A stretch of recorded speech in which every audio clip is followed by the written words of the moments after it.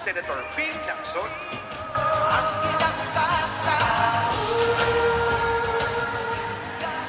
Ang tunay na nakipagbakbakan sa krimen sa lansangan, tagabantay sa kaban ng bayan, numero 33 sa balota, Senator Ping Lacson!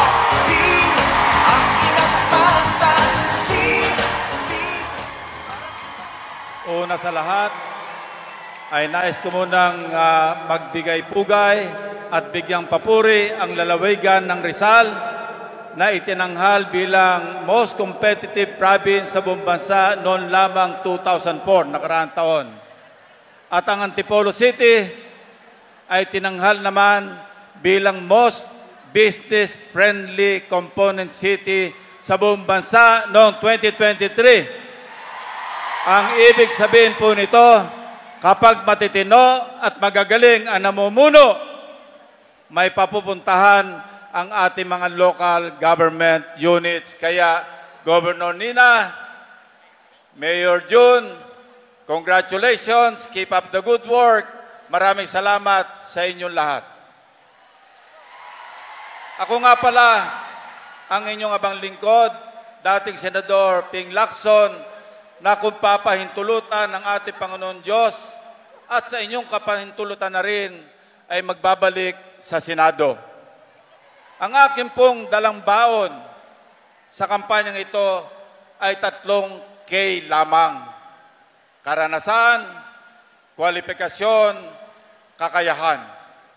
Bilang dating sundalo at dating alagad ng batas, hindi ko na po mabilang ang aking mga natulungan nating mga kababayan sa mga na naging biktima ng krimen. Marami po rin akong nailigtas na mga biktima ng mga kidnappers.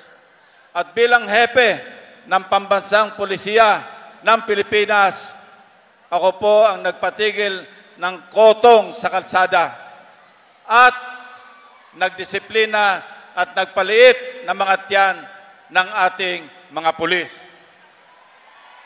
Bilang dating senador, ako po ay nakapagpasa ng mga mahalagang batas tulad ng Anti-Red Tape Act, National ID System, Pre-Irrigation Act, Student Fair Discount Act, Anti-Terrorism Act, Anti-Money Laundering Act, at ako rin ang tinaguriang bantay sa kaban ng bayan.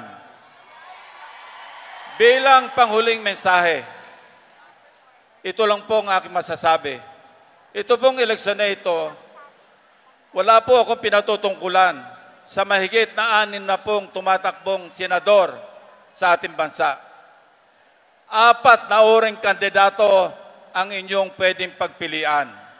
Una, ang marunong magtrabaho at hindi nangungurakot. Pangalawa,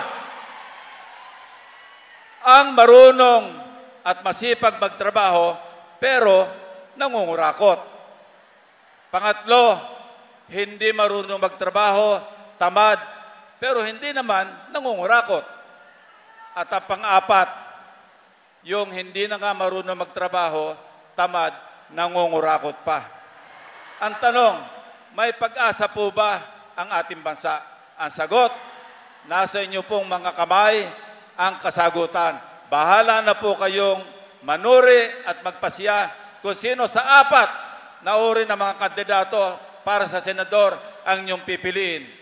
Magandang hapon po sa inyo lahat at maraming salamat sa ating mga kababayan dito sa lalawigan ng Rizal at sa Antipolo City.